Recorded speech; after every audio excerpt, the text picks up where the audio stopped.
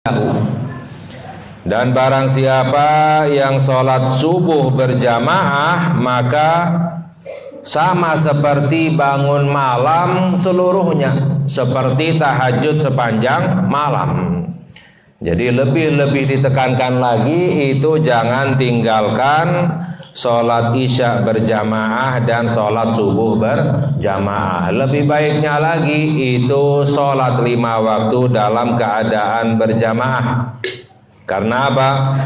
Karena juga di dalam hadis disabdakan oleh Nabi kita Nabi Muhammad sallallahu alaihi wasallam, man sami'an nidaa falam yamna'hu min ityanihi udhrun fala salata lahu.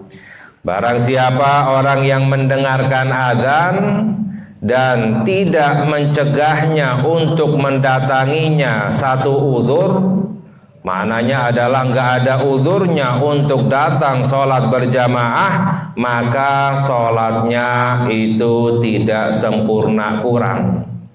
Jadi bagaimanapun juga orang yang tidak sholat berjamaah itu sholatnya nggak akan sempurna. Walaupun sholatnya itu khusyuk, lama, bacaannya panjang dan lain sebagainya, itu kalau sholat sendiri tidak akan sempurna.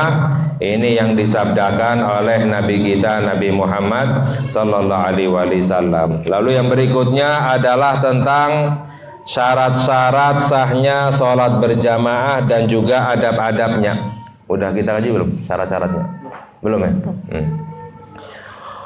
Min syurutiha, ketika orang sholat berjamaah itu ada syarat-syaratnya, jadi nggak sembarang. Yang pertama adalah an ya'lamal ma'mum bintigalatil imam. Yang pertama adalah makmum tahu gerakan imam. Jadi kalau seandainya makmum sholat berjamaah tapi nggak tahu gerakan imam, ya itu sholat makmumnya tidak sah.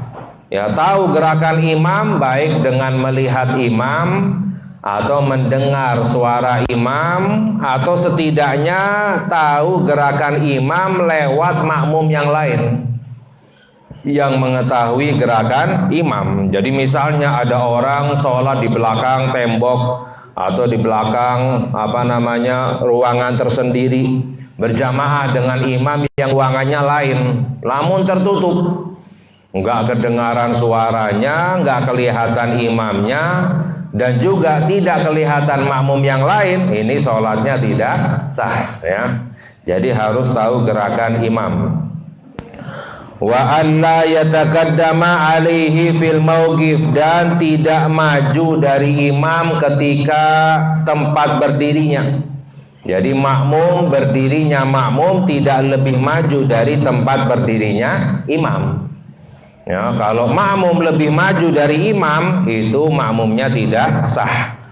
Kalau seandainya makmum sejajar dengan imam, ya, imam dan makmum berdirinya itu sejajar, itu sholatnya sah, tapi hukumnya makruh, tidak mendapatkan fadilah berjamaah. Jadi makmum harus lebih mundur daripada imamnya. Kalau seandainya makmumnya sendiri satu orang, maka berdirinya di sebelah kanan imam, agak mundur. Kalau makmumnya 2 atau lebih, maka berdirinya itu di belakang imam. Wa an la yakuna bainahuma ha'ilun yamna'ul murur kasyubak, dan juga syarat sahnya sholat berjamaah itu antara imam dan makmum tidak ada penghalang yang mencegahnya untuk lewat, menghalanginya untuk bisa lewat. Misalnya walaupun dalam masjid, tapi ada tembok, istilahnya tertutup, sholatnya di belakang tembok. Sekiranya dari belakang tembok itu nggak bisa sampai ke imam, nggak bisa lewat, itu tidak sah, ya. Jadi tidak ada penghalang yang menghalanginya sampainya makmum ke imam. Sedangkan juga wa kadza yustaratu fi ghairil masjid an yumkina wusulul ma'mum ilal imam bi ghairi izwirari wa inhitafin. Kalau seandainya sholat berjamaah di dalam masjid, ya, ini posisi berdirinya makmum itu sah atau tidak, sekiranya makmum bisa sampai ke imam dengan berjalan biasa, walaupun dengan membalikan badan, itu hukumnya sah kalau seandainya di dalam masjid. Misalnya ada masjid tingkat misalnya, ya ada makmum sholat di atas masjid. Makmum yang sholat di tingkat atas di dalam masjid, ya tangganya di belakang, ya tangganya di belakang. Nah, sekiranya makmum itu bisa berjalan sampai ke imam, itu harus membalikan badan kan, tangannya di belakang. Itu sholatnya tetap sah. Karena apa? Karena di dalam masjid. Tapi kalau seandainya di selain masjid, itu sekiranya makmum bisa sampai berjalan menuju imam tanpa membalikan badan. Kalau seandainya di luar masjid, misalnya di aula atau di majelis tingkat misalnya, lalu ada makmum sholat di satu tempat, posisinya kalau berjalan menuju imam harus dengan membalikan badan, itu sholatnya tidak sah. Karena apa? Bukan di dalam masjid. Kalau dalam masjid sah, tapi kalau di luar masjid itu sekiranya makmum bisa berjalan menuju imam tanpa membalikan badan, walaupun dengan miring kanan kiri itu masih boleh. Tapi kalau sampai membalikan badan itu tidak boleh, ya, seperti itu. Nah, ini adalah diantara syarat-syarat sahnya sholat berjamaah. Wa min adabiha, dan diantara adab-adab sholat berjamaah untuk mendapatkan fadilah sholat berjamaah dengan sempurna, apa itu? Yang diantaranya adalah taswiyatus sufuf, yaitu meluruskan barisan, ya, meluruskan barisan, ya, meluruskan barisan. Kalau seandainya makmum barisannya nggak lurus, itu yang nggak lurus tidak mendapatkan fadilah jamaah. Jadi istilahnya bukan hal yang biasa orang sholat berjamaah nggak memperhatikan barisannya nggak lurus, sholatnya sah tapi tidak mendapatkan fadilah berjamaah. Ya, makanya selalu ketika akan sholat berjamaah, imam selalu berkata luruskan barisan, ya, karena apa? Kalau nggak lurus nggak mendapatkan fadilah berjamaah. Meluruskan barisan, makanya sekarang sejadah-sejadah pasti ada garis-garisnya, ya. Untuk apa? Agar barisannya lurus, agar mendapatkan fadilah sholat berjamaah. Dan juga merapatkan barisan. Ya, sholat berjamaah adabnya adalah merapatkan barisan. Kalau seandainya barisannya nggak rapat, itu tidak mendapatkan fadilah berjamaah. Ya, jadi merapatkan barisan. Nah, sedangkan yang dinamakan merapatkan barisan itu para ulama menjelaskan, yaitu dengan cara bergeser. Bukan dengan biasanya orang merapatkan barisan dengan melebarkan jarak kakinya, itu namanya bukan merapatkan, ya, ngabisin tempat itu namanya, ya. Jadi yang namanya merapatkan barisan itu geser sekiranya pundaknya itu agak nempel dengan yang di sebelahnya, ya. Itu yang namanya merapatkan barisan. Sebab kalau orang-orang misalnya barisannya masih renggang, lalu kakinya yang dilebarin, itu bukan ngerapatin, ya, masih renggang itu barisannya, itu tidak mendapatkan fadilah jamaah. Nah, jadi nggak harus merapatkan barisan itu menempelkan kaki. Karena apa? Karena di dalam hadisnya diriwayatkan bahwa ketika Nabi Muhammad SAW itu memerintahkan untuk merapatkan barisan. Lalu sahabat ada yang berkata, sampai-sampai ada sahabat yang ketika sholat berjamaah itu menempelkan kaki.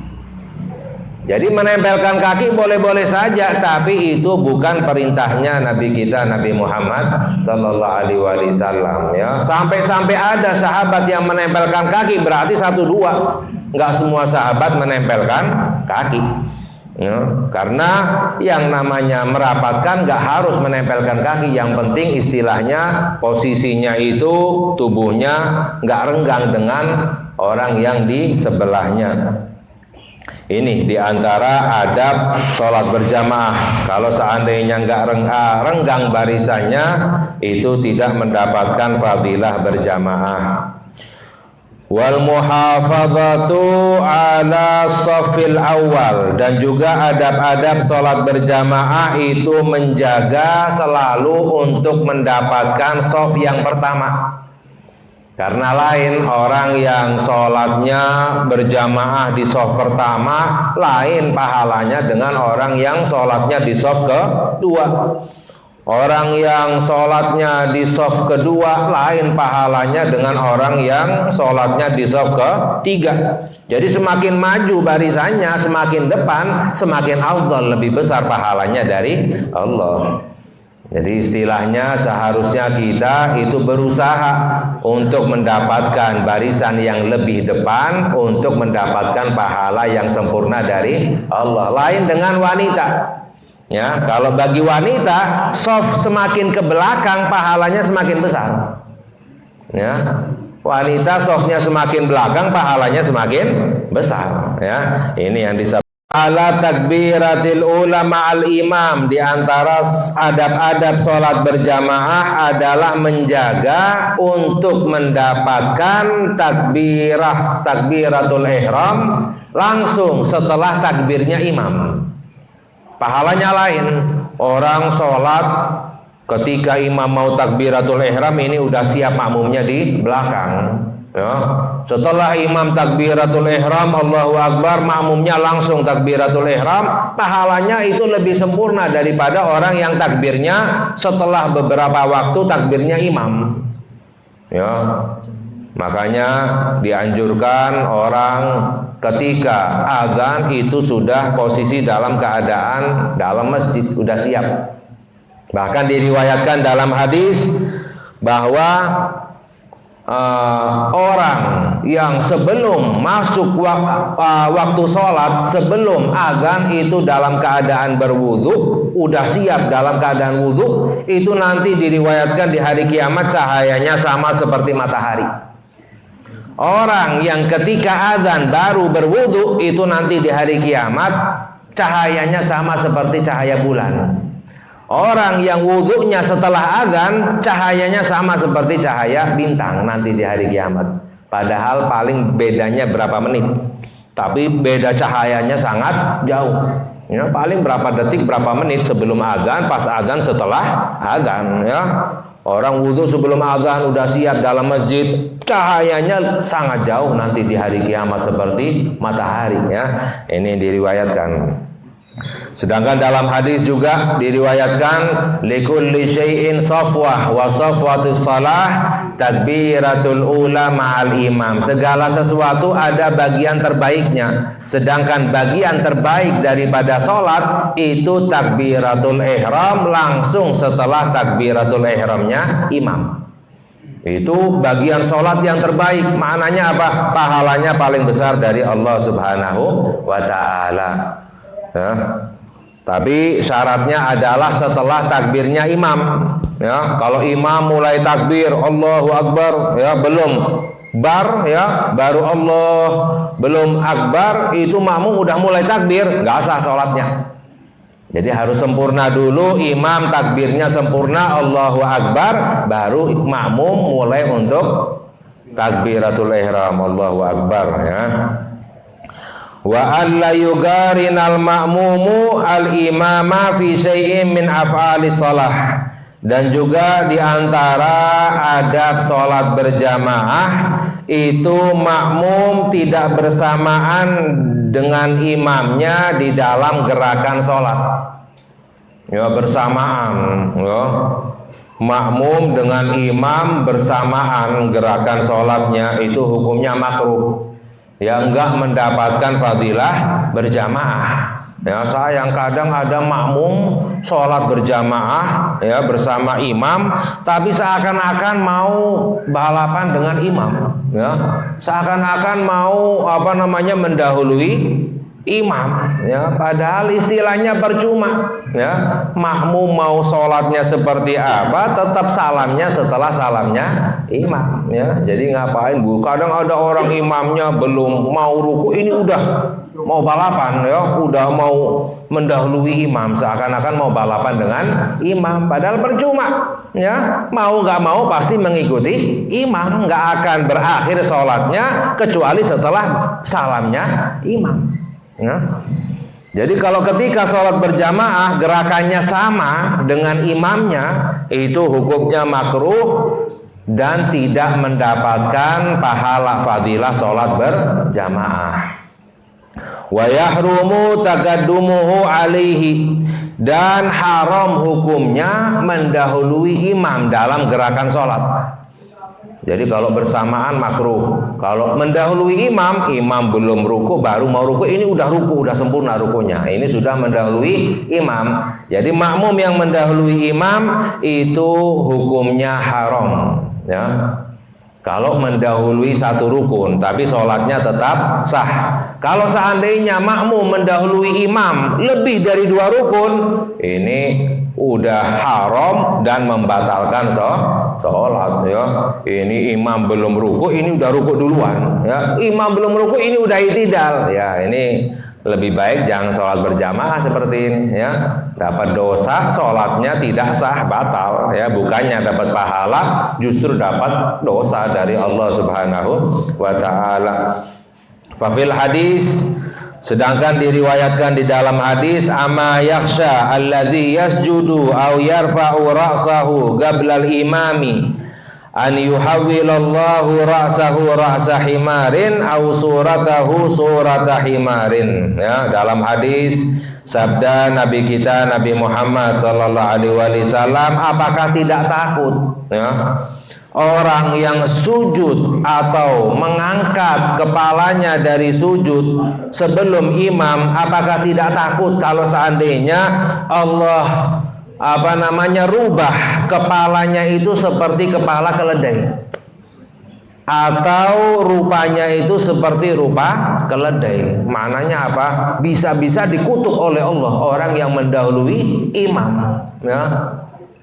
Ya, kadang ada orang yang nggak percaya dengan hadis ini. Masa sih orang mendahului imam dirubah kepalanya seperti kepala keledai? Ya, itu ada ceritanya. Lalu ada orang sengaja mendahului imam untuk membuktikan ini hadis benar atau tidak. Ya, memang benar kepalanya itu rupanya nggak berubah seperti rupanya keledai, ya, rupanya tetap manusia. Tapi kalau orang lihat orang ini, ya, seakan-akan melihat keledai. Bagaimana bentuknya walaupun masih kepala muka manusia, tapi mirip dengan keledai, ya, seperti itu. Ini makanya bahaya. Istilahnya ini adalah suatu perkara yang dimurka oleh Allah. Jangan sampai mendahului imam ketika sholat berjamaah. Dimurka oleh Allah, dimurka oleh Nabi kita Nabi Muhammad sallallahu alaihi wasallam. Sempurnanya sholat berjamaah itu untuk mendapatkan fadilah yang sempurna, tidak bergerak kecuali imam sudah sempurna gerakannya. Imam sudah sempurna ruku, baru makmum mulai untuk ruku. Imam sudah sempurna i'tidal, baru makmum mulai untuk i'tidal. Imam sudah sempurna sujud, baru makmum mulai untuk sujud. Ya, seperti itu. Itu yang sempurnanya. Wala yajharul ma'mumu khalfal imami illa fit ta'min. Ya. Fayajharu bihi fil jahriyah wa yugarinuhu fihi, dan makmum tidak mengeraskan suaranya di belakang imam kecuali ketika ucapan amin. Jadi makmum bacaannya itu dipelankan, baik takbiratul ihramnya, Fatihahnya, ya, dan lain sebagainya, dipelankan bacaannya sekiranya hanya didengar oleh dirinya sendiri. Ya. Kecuali ketika amin dikeraskan suaranya dan ucapan aminnya itu bersamaan dengan ucapan aminnya imam. Ya. Karena apa? Fafil khabar annal malaikata tu'aminu li qiraatil imam faman wafaqa gauluhu gaulal malaikah ghufira lahu ma taqaddama min dambihi. Dalam hadis sabda Nabi kita Nabi Muhammad sallallahu alaihi wasallam bahwa para malaikat itu mengamini bacaan imam. Jadi imam ketika mengucapkan waladhdallin, itu malaikat juga mengucapkan amin, ya. Lalu faman wafaqa, barang siapa yang sesuai bersamaan ucapan malaikat, orang yang ucapannya bersamaan aminnya dengan aminnya para malaikat, itu dosa-dosanya yang lalu diampuni oleh Allah Subhanahu wa ta'ala. Jadi diusahakan jangan asal ngucapin amin. Kadang ada orang yang amin duluan, kadang ada yang aminnya agak terlambat. Diusahakan bareng, ya, bersama imam mengucapin amin, makmum juga mengucapkan amin bersamaan dengan aminnya para malaikat. Itu dosa-dosanya yang lalu diampuni oleh Allah Subhanahu wa ta'ala, ya. Ini yang dikabarkan oleh Nabi kita Nabi Muhammad sallallahu alaihi wasallam. Wa yambagi lil imami takhfifu salati idza amma gauman ghaira mahsurin au mahsurin lam yardha bitatwil. Dan seharusnya bagi imam itu meringankan sholatnya, ya, bagi imam itu seharusnya sholatnya diringankan. Diringankan itu nggak terlalu cepat, nggak terlalu lambat, ya. Karena apa? Ini juga perintahnya Nabi kita Nabi Muhammad sallallahu alaihi wasallam, ya. Idza amma ahadukumul qaum falyukhaffif fa inna fihim as-saghir wal kabir wal marid wa dzil hajah. Fa idza shalla wahdahu falyusalli kaifa syaa. Dalam hadis sabda Nabi Muhammad sallallahu alaihi wasallam, kalau kamu menjadi imam maka ringankan sholatmu. Ya, jangan terlalu cepat, jangan terlalu lama. Ya, karena apa? Bisa jadi ada makmum yang as-saghir, yang masih kecil, ya. Ada makmum yang udah terlalu tua, mungkin nggak kuat lama-lama sholatnya, atau nggak kuat terlalu cepat, ya. Wal marid, atau mungkin ada makmum yang masih sakit, ya. Wadil hajah, atau mungkin ada makmum yang masih punya keperluan yang lain. Istilahnya apa? Ketika jadi imam jangan mikirin dirinya sendiri, ya, pikirin juga makmum. Ada yang tua masih kecil, ada yang sakit, ada punya keperluan yang lain, ya. Jadi ringankan sholatnya. Fa idza shalla wahdahu, kalau sholat sendiri, falyusalli kaifa syaa. Silakan sholatnya seperti apa. Ya, orang sholat sendiri mau sholatnya 1 jam, 2 jam silakan, ya. Orang sekarang kebalik, ya, banyaknya orang sekarang kebalik. Kalau sholat sendiri aja, cepatnya luar biasa, ya. Kalau sholat ketika jadi imam, waduh, dilama-lamain, ya. Ini kebalik, ya. Kalau sholat sendiri silahkan dilama-lamain. Sholat berjamaah itu diringankan sholatnya. Ini yang diperintahkan oleh Nabi kita Nabi Muhammad sallallahu alaihi wasallam. Wala ya ummu qauman wa hum lahu karihun. Dan juga jangan yang menjadi imam yang dibenci oleh makmumnya karena kefasikannya, akhlaknya yang buruk. Karena apa? Di dalam hadis juga dikabarkan oleh Nabi Muhammad sallallahu alaihi wasallam, salatun la turfa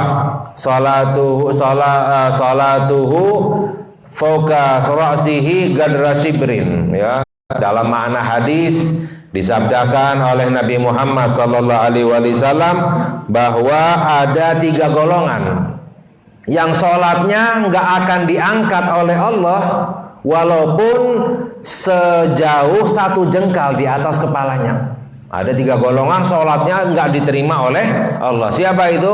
Yang pertama adalah imra'atun batat wa zawjuha 'alaiha sakhit. Yang pertama adalah istri yang dimurka oleh suaminya. Ini makanya bahaya, istri yang dimurka oleh suaminya. Karena apa? Karena durhaka kepada suami. Itu sholatnya nggak diterima oleh Allah. Ya.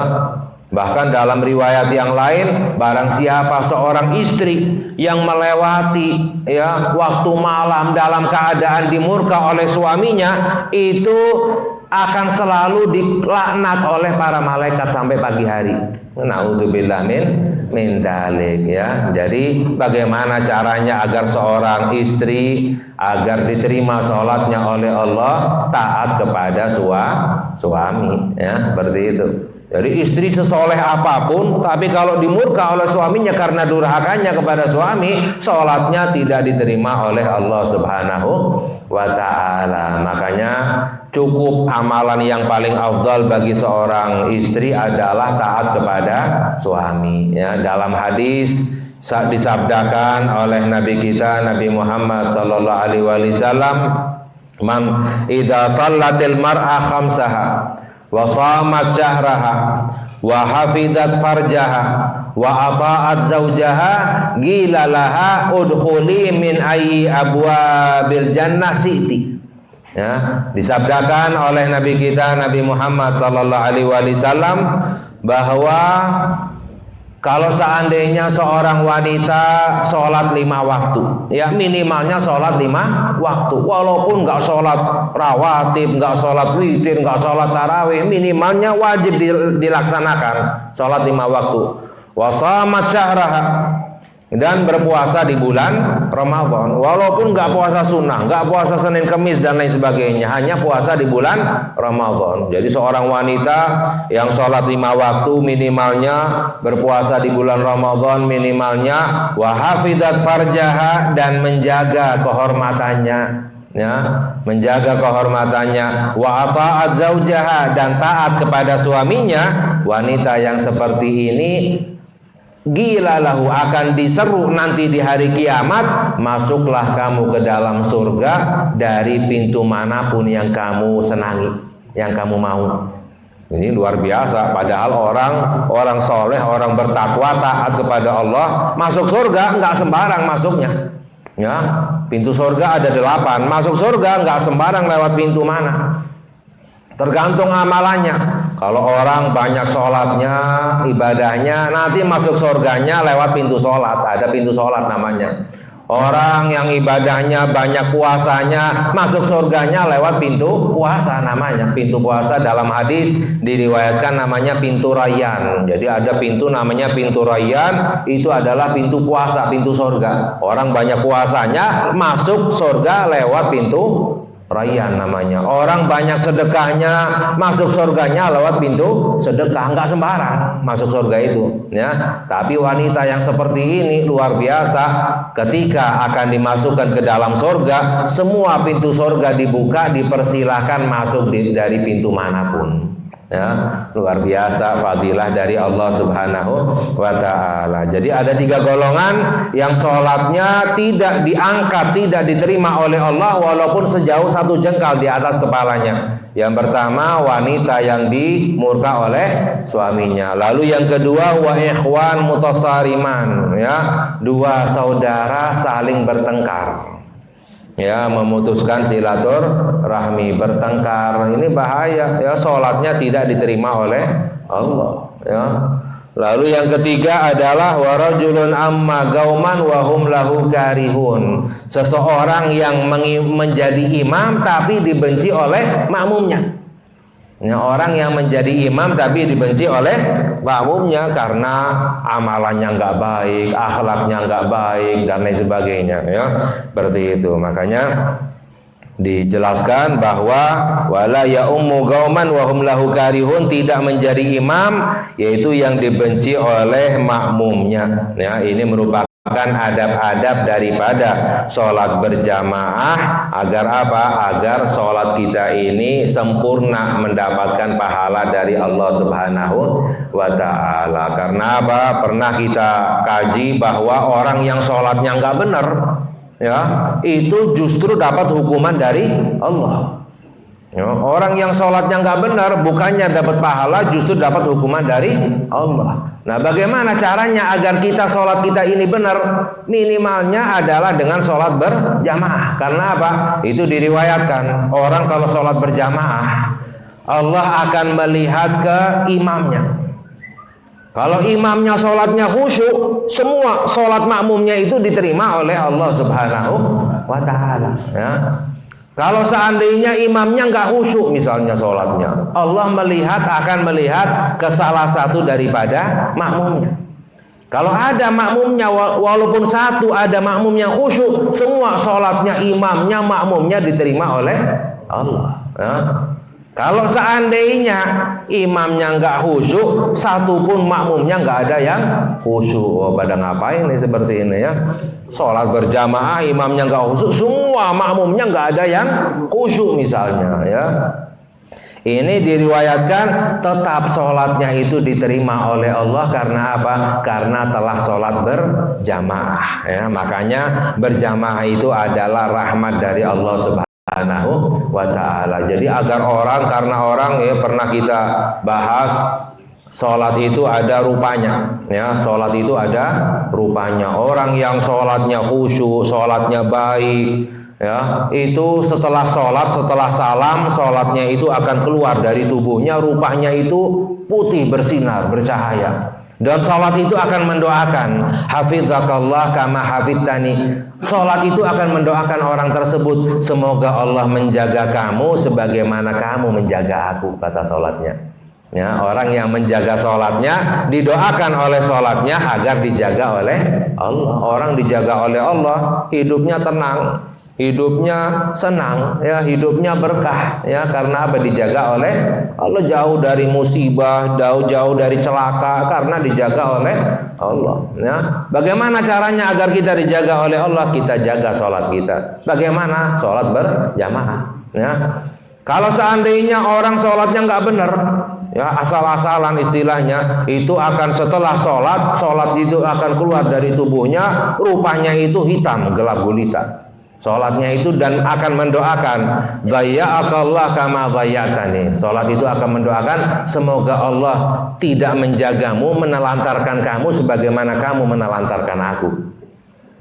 Makanya kata para ulama, banyak orang kena musibah gara-gara sholatnya. Kadang orang nggak merasa, saya nggak merasa berbuat dosa, saya nggak merasa berbuat zalim, saya nggak merasa mencuri dan lain sebagainya, tapi kok kena musibah terus. Ini bisa jadi gara-gara sholatnya. Sholatnya nggak benar, didoakan oleh sholatnya, semoga Allah tidak menjaga kamu sebagaimana kamu tidak menjaga aku, kata sholatnya. Orang kalau sudah tidak dijaga oleh Allah, ya musibah dari mana-mana. Ya, sial terus hidupnya, celaka terus hidupnya, naudzubillah min.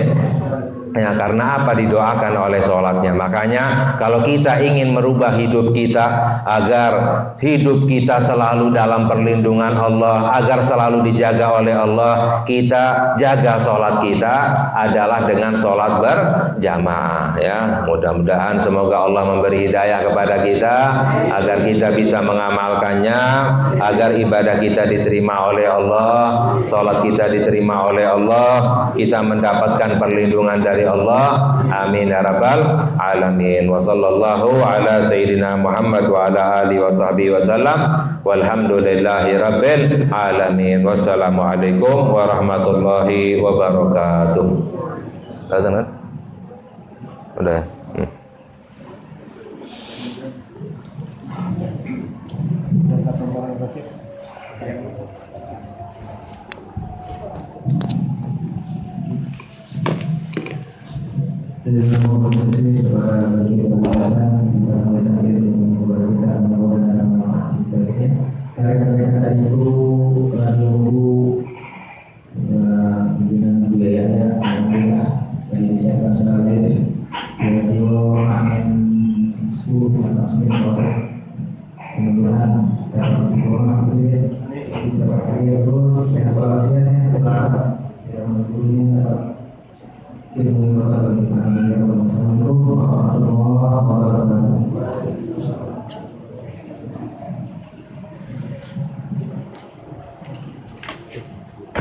Good.